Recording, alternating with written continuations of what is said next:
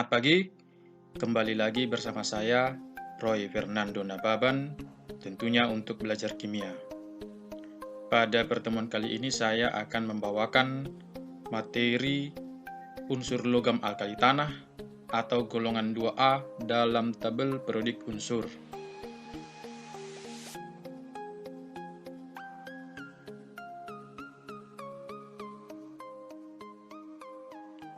Adapun pokok bahasan yang akan kita pelajari pada pertemuan kali ini sama dengan topik sebelumnya, yaitu meliputi keberadaan unsur-unsur logam alkali tanah di alam, yang kedua sifat-sifat, dan yang ketiga reaksi-reaksi termasuk di dalamnya reaksi pembuatan, lalu yang terakhir nantinya kegunaan. Berikut adalah unsur-unsur golongan 2A atau unsur logam alkali tanah. Yang pertama berilium, magnesium, kalsium, strontium, barium, dan yang terakhir ada radium. Untuk konfigurasi elektron pada unsur-unsur golongan 2A itu mengikuti bentuk Ns2. Seperti demikian ya. Yang membedakan hanya kulit atau periode.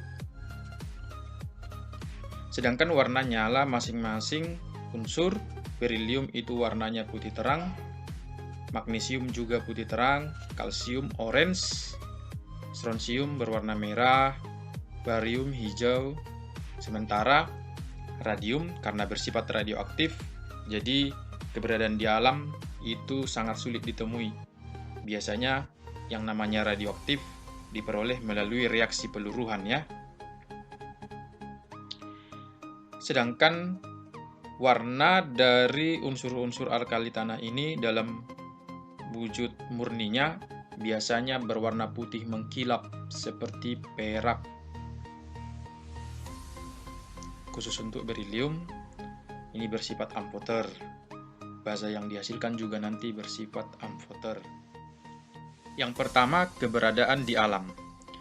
Sebutan alkali tanah untuk logam golongan 2A dikarenakan logam-logam tersebut umumnya ditemukan dalam bentuk senyawa sukar larut di dalam tanah. Logam alkali tanah memiliki sifat yang reaktif, sehingga di alam hanya ditemukan dalam bentuk senyawa. Berikut keberadaan senyawa yang mengandung logam alkali tanah.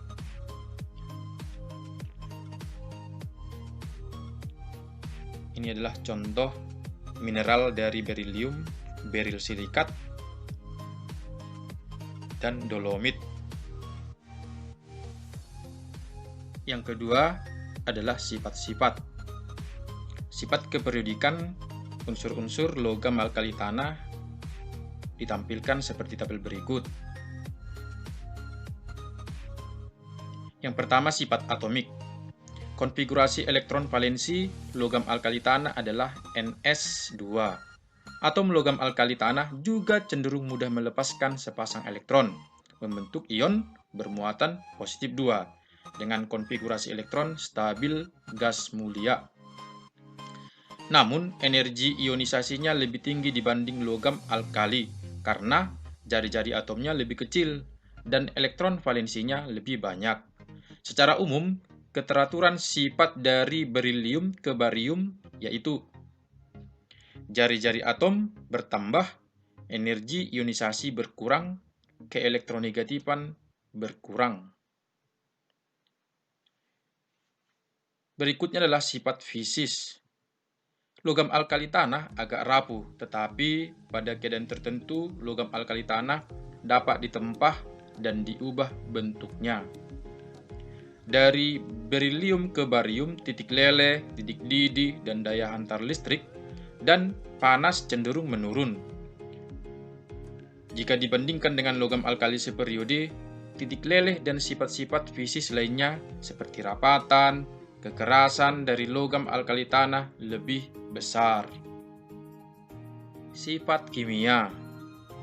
Sifat kimia logam alkali tanah hampir sama dengan logam alkali, tetapi logam alkali tanah tidak sereaktif logam alkali seperiode. Kereaktifan logam alkali tanah meningkat dari berilium ke barium. Nilai potensial standar logam alkali tanah menunjukkan bahwa logam alkali tanah merupakan reduktor yang cukup kuat. Bahkan Ca, Sr, dan Ba mempunyai daya reduksi yang lebih kuat dari natrium.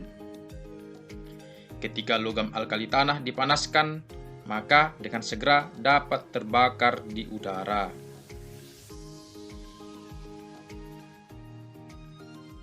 Yang ketiga, reaksi-reaksi. Reaksi pertama adalah reaksi logam alkali tanah dengan oksigen di udara.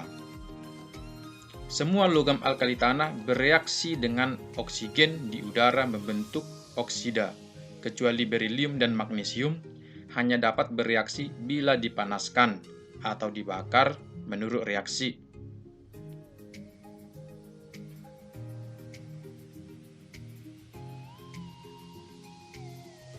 Apabila Mg dibakar, selain terbentuk oksida, juga terbentuk nitrida menurut reaksi berikut.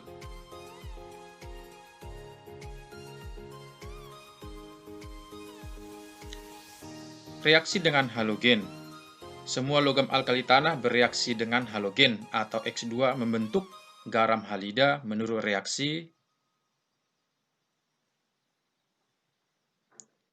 Yang berikutnya adalah reaksi dengan asam. Logam alkali tanah bereaksi dengan asam kuat membentuk garam dan gas hidrogen.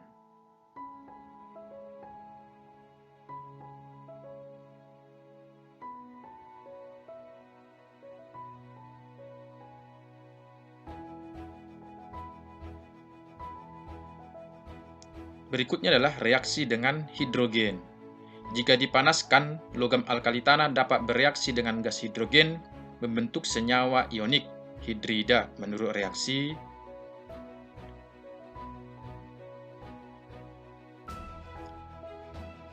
Ingat, logam alkali tanah yang bereaksi dengan gas hidrogen itu kecuali berilium.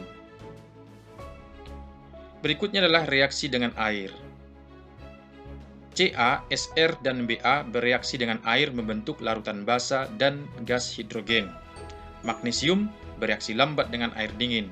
Artinya, magnesium dapat bereaksi dengan air ketika dinaikkan suhunya atau dipanasi sedikit. Sementara berilium tidak bereaksi dengan air. Reaksinya ditulis demikian,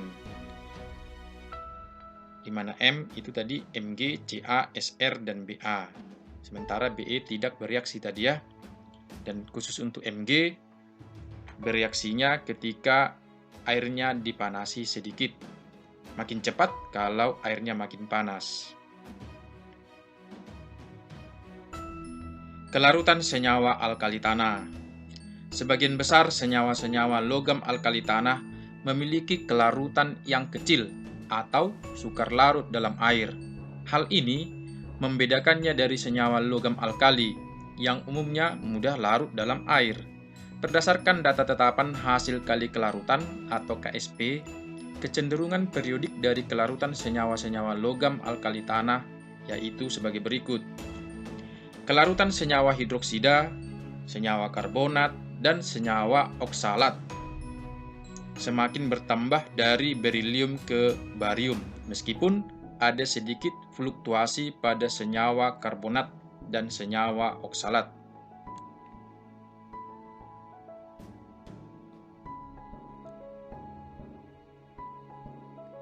Kelarutan senyawa sulfat dan senyawa kromat semakin berkurang dari berilium ke barium, atau dalam tabel dapat dibuat sebagai berikut.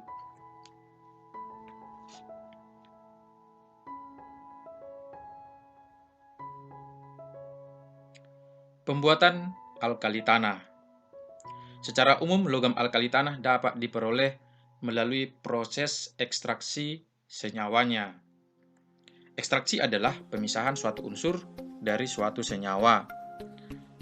Untuk mengekstraksi, kita dapat menggunakan dua cara, yaitu metode reduksi dan metode elektrolisis. Contoh, pembuatan logam magnesium melalui ekstraksi air laut. Yang pertamanya metode reduksi. Magnesium dapat diekstraksi dari dolomit, karena dolomit merupakan salah satu sumber yang menghasilkan magnesium. Dolomit dipanaskan sehingga terbentuk MgO-CaO. Lalu MgO-CaO dipanaskan dengan FeSi sehingga menghasilkan Mg. Menurut reaksi sebagai berikut. Metode elektrolisis. Selain dengan ekstraksi dolomit, magnesium juga bisa didapatkan dengan mereaksikan air laut dengan CaO. Reaksi yang terjadi adalah selanjutnya magnesium hidroksida yang dihasilkan direaksi dengan HCl untuk membentuk MgCl2 dalam bentuk lelehan atau leburan. Setelah mendapatkan leburan MgCl2, kita dapat mengelektrolisisnya untuk mendapatkan magnesium.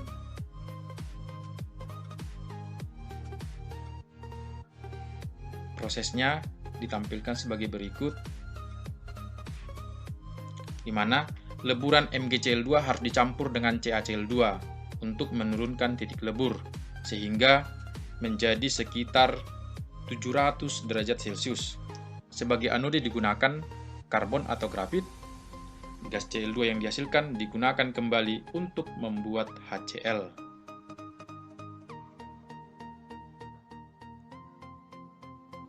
Yang berikut adalah kegunaan. Berilium. Berilium digunakan untuk memadukan logam agar lebih kuat, akan tetapi bermassa lebih ringan. Biasanya paduan ini digunakan untuk kemudi pesawat jet. Berilium digunakan pada kaca dari sinar X. Berilium digunakan untuk mengontrol reaksi fisi pada reaktor nuklir. Campuran berilium dan tembaga banyak dipakai pada alat listrik, maka berilium sangat penting sebagai komponen televisi. Magnesium digunakan dalam pembuatan paduan logam atau alloy untuk membuat campuran logam ringan untuk alat-alat ringan seperti suku cadang pesawat terbang atau alat rumah tangga. Sebagai pelindung katoda untuk mencegah korosi pada pipa, untuk kembang api dan lampu blitz atau fotografi. Kalsium banyak terdapat dalam susu dan teri yang berperan pada pertumbuhan tulang dan gigi. Dapat dipakai dalam pembuatan baterai. Kalsium karbida atau CaC2 disebut juga batu karbit, merupakan bahan untuk pembuatan gas asetilena yang digunakan untuk pengelasan.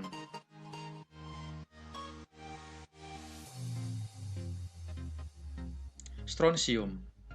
Strontium dalam senyawa SrNO3 2 kali memberikan warna merah apabila digunakan untuk bahan Strontium sebagai senyawa karbonat biasa digunakan dalam pembuatan kaca televisi berwarna dan komputer. Untuk pengoperasian mercusuar yang mengubah energi panas menjadi energi listrik dalam baterai nuklir RTG atau radioisotop thermoelectric generator. Barium BaSO4 digunakan untuk memeriksa saluran pencernaan karena mampu menyerap sinar X meskipun beracun. BaSO4 digunakan sebagai pewarna pada plastik karena memiliki kerapatan yang tinggi dan warna terang. Yang terakhir, BaNO3 2 kali digunakan untuk memberikan warna hijau pada kembang api. Oke, baiklah.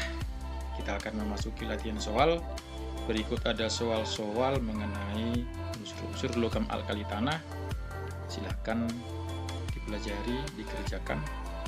Ini akan memantapkan pemahaman Anda mengenai unsur-unsur logam alkali yang baru saja dijabarkan.